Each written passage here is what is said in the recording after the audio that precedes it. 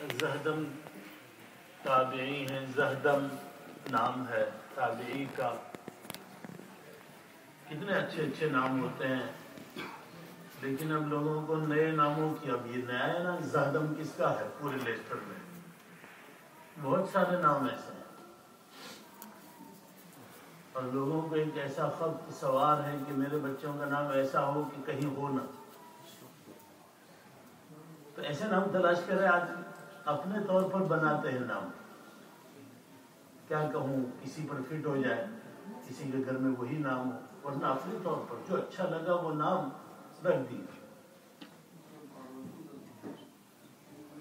اور پھر ناموں کے پروناؤنسیشن میں بھی اور اس کے تلفظ میں بھی بہت گڑبڑ.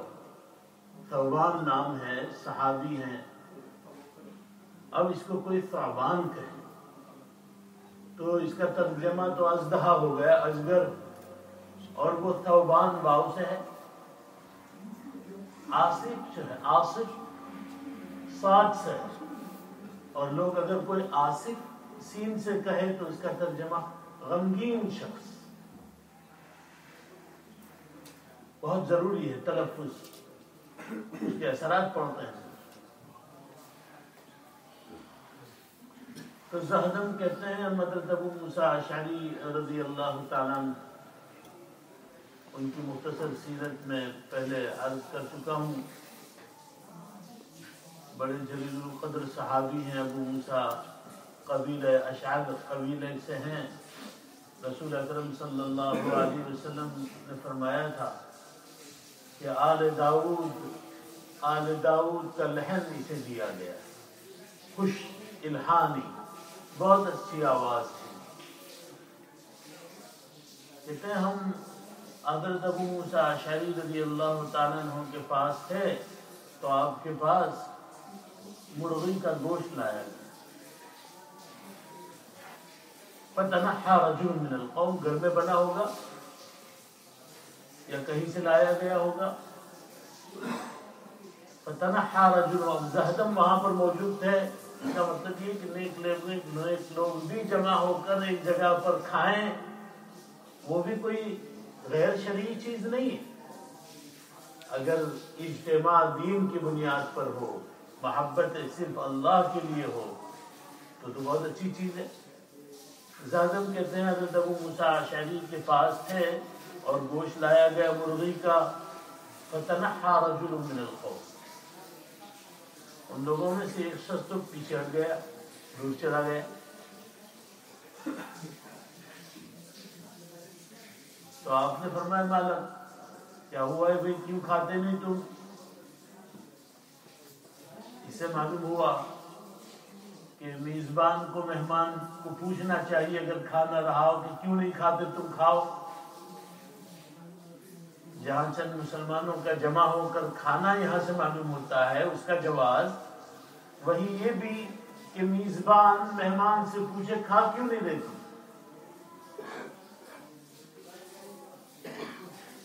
تو وہ اس نے کہا ارأیتها تأکل شیئا نکرہ، تو میں نے مرغی کو گندگی کھاتے ہوئے دیکھا ہے. فحلفت الا آکلها، تو اس وقت سے قسم کھا لی میں نے کہ میں مرغی نہیں کھاؤں گا. انہوں نے حلال چیز اپنے پر حرام کر دی. ایسی ہوتی ہیں مرغیاں کہ جو گندگی کھاتی ہے، اس کے لیے الگ مسئلہ ہے.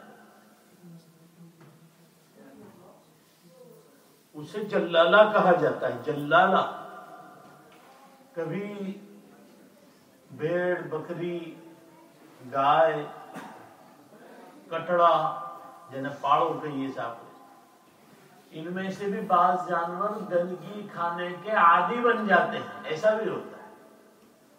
اور ایک مرتبہ اور کچھ مرتبہ جب وہ گندگی کھانا شروع کرتے ہیں تو ان کی قوت شام معصوم نے کی اچھی چیزوں کو نہیں، وہی چیز چاہتی ہے، اسی پر گرتی ہے، اسے مرغوب ہو جاتی ہے وہ چیز. تو اس کے لیے مسئلہ یہ ہے کہ ایسے جانوروں کو جو حلال ہیں لیکن گندگی کھانا ان کی عادت بن گیا ہے، اگر بڑے جانور ہیں جیسے میں نے ابھی شمار کرائے ان کو 10 دن تک وہ کھانا اپنی طرف سے کھلایا جائے، ہم کھلائیں، صاف ستھرا پاکیزہ کھانا، چارہ وارہ جو بھی ہے جو کھاتے ہیں، اس کے بعد اس کو ذبح کیا جائے۔ اگر مرغی ایسی ہے، اور میں نے خود دیکھی ہے مرغی، جلانہ مرغیاں ناپاکی پر ٹوٹ پڑتی ہیں، اور وہاں تو یہاں بھی ہر جگہ پر گویا بیت الخلاء بنے ہوئے ہیں، بعض گاؤں میں بچے یہاں بیٹھ جاتے ہیں، وہاں بیٹھ جاتے ہیں، بڑے بھی، اور ایسی مرغیاں پھرتی ہو تو وہ غلاظت کھاتی ہیں۔ ان کے لیے بھی ان کا گوشت کھانے سے پہلے یہ فقہا لکھتے ہیں کہ 3 دن انہیں باندھا جائے گا، رکھا جائے گا، الگ سے دانے کھلائے جائیں گے، اس کے بعد اسے ذبح کیا جائے گا۔ اب انہوں نے جو وہاں پر مہمان تھے، انہوں نے مرغی کو دیکھا کہ یہ تو اچھا گندگی کھاتی ہے، خدا کی قسم اب میں کبھی مرغی نہیں کھاؤں گا، ایسی قسم کھا بیٹھے، حلف تو اللہ کو۔ تو انہوں نے حضرت ابو موسیٰ اشعری رضی اللہ تعالیٰ فرمایا ادھرو، قریب ہو جاؤ، کھاؤ، تم کون سے بڑے ہو گئے؟ فإني رأيت رسول اللہ صلی اللہ علیہ وسلم یاکل لحم دجاج، مرغی کا گوشت کھاتے ہوئے تو حضور کو میں نے دیکھا۔ یہ انہوں نے کہا، وہ مطلب یہ تھا کہ تمہیں قسم نہیں کھانی چاہیے۔ یہ طبیعی کراہت کی وجہ سے، ساری مرغیاں تو ایسی نہیں ہوتی، کوئی مرغی ایسی ہوئی ہوگی، ساری مرغیاں عام طور پر تو بالکل اسے ابھی ذبح کر کے گوشت کھاؤ اس کا۔ عام طور پر غلاظت کھانے والی مرغیوں کی تعداد تو بہت کم ہوتی ہے، ایسی جگہ پر ہو، اس جگہ پر مالک جانتا بھی ہو تب بھی چھوڑی ہوئی ہو اس نے، تو الگ بات ہے۔ یہ تو جب حضور کو میں نے دیکھا ہے کھاتے ہوئے، تم کون ہوتے ہو اس سے بچنے والے؟ کھاؤ اور اپنے قسم کا کفارہ دے دو۔ مطلب یہ یا ایھا النبی لم تحرم ما احل اللہ لک، اللہ نے جو چیز تمہارے لیے حلال کی، نبی تم اس کو اپنے پر کیوں حرام کر رہے ہو؟ حضور سے فرمایا گیا۔ اور ایک جگہ پر قرآن کریم میں قل من حرم زینۃ اللہ التی اخرج لعبادہ والطیبات من الرزق، قرآن کریم میں فرمایا گیا یہ مشرکین مکہ جو تھے وہ خاص طور پر حج کے موقع پر ننگے طواف کرتے تھے، اور قبیلہ قریش تو پہن بھی لیتا تھا کپڑے، لیکن جتنے دوسرے قبائل آتے تھے ان کے لیے ضروری تھا کہ کپڑے نکال کر کرو طواف، اور اپنے پر اپنے طور پر بہت ساری چیزیں حرام کر دی تھی کھانے کی، یہ نہیں کھا سکتے، یہ نہیں کھا سکتے، یہ نہیں کھا سکتے۔ بھائی کہاں سے تم نے پڑھا یہ سب؟ کون سی وحی کے ذریعے سے معلوم ہوا؟ قرآن نے کہا من حرم زینۃ اللہ، اللہ نے جو کپڑے دے رکھے، کس نے کہا وہ حرام ہے تمہارے لیے؟ والطیبات من الرزق، اور اچھی اچھی کھانے کی چیزیں نکال اپنے پر حرام کر رہے، تمہارے لیے تو ہے۔ قل هي للذین آمنوا فی الحیات الدنیا، ان چیزوں کو تم حرام کر رہے، یہ ساری اچھی اچھی چیزیں جو کھانے کی ہیں مسلمانوں کے لیے ہیں، اور خالص قیامت کے دن تو مسلمانوں ہی کے لیے ہوں گی، دنیا میں بھی مسلمانوں کے لیے ہیں، اور ان کی طفیل غیر کھا رہے ہیں۔ بھئی یہ دسترخوان جو بچھا ہوا ہے اس وقت تک ہے جب تک اللہ اللہ کوئی کہنے والا ہے، جب اللہ اللہ کہنے والا نہیں ہوگا دنیا پر، سرزمین پر، تو یہ دسترخوان اللہ لپیٹ دیں گے، بس اب کوئی نہیں ہے، اب ان کا کیا کام؟ ہم نے تو اللہ اللہ کرنے کے لیے دنیا بنائی تھی اور انسانوں کو بسایا تھا، جب تک اللہ اللہ کہنے والے ہیں اس وقت تک باقی ہیں، ختم کر دو یہ مسئلہ۔ تو یہ ساری نعمتیں در حقیقت مسلمان، قرآن کہہ رہا ہے خالص قیامت کے دن تو صرف مسلمانوں کے لیے، یہاں پر اس کی رحمت کا تقاضا ہے کہ وہ سب کے لیے عام کر دیں ان نعمتوں۔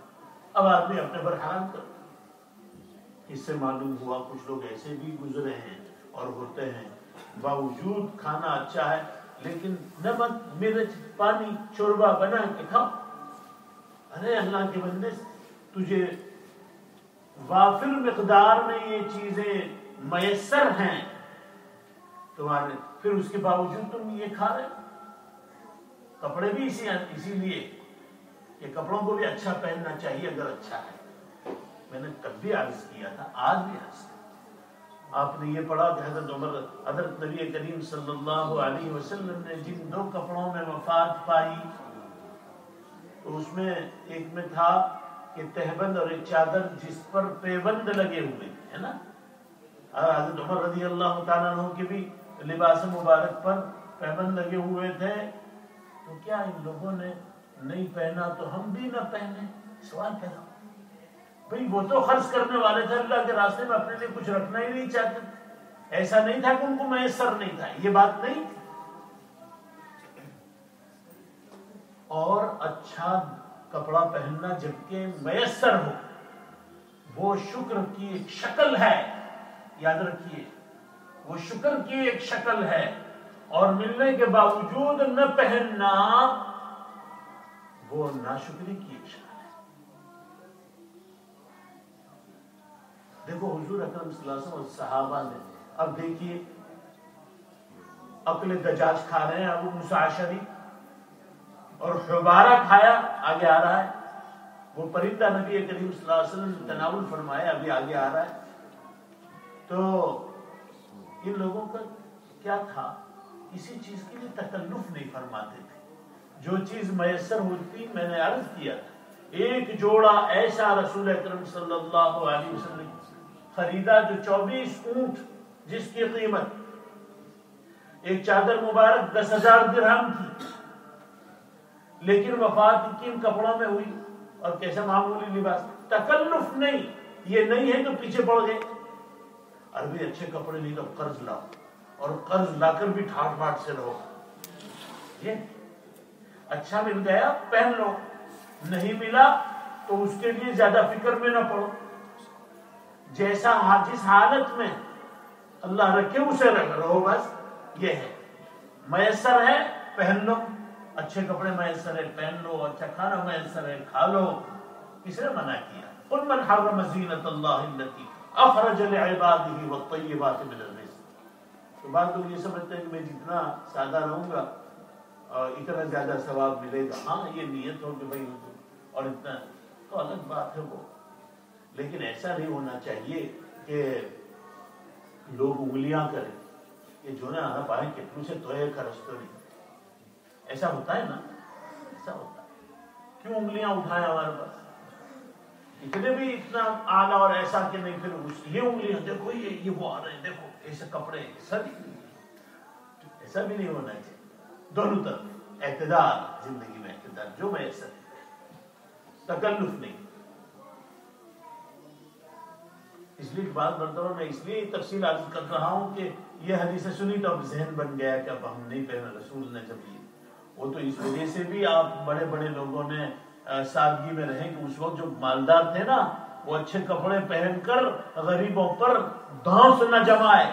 یہ بھی تھا, یہ نفسیات بھی اس میں کام کر رہی کہ جب میں امیر المومنین ہوں اور میں معمولی کپڑوں میں ہوں تو لوگ سمجھیں گے بھئی ہمارا امیر المومنین یہ چاہے اتنے اچھے کپڑے پہن کے آیا, وہ امیر المومنین تو نہیں ہے نا, وہ رعب نہیں ہوگا.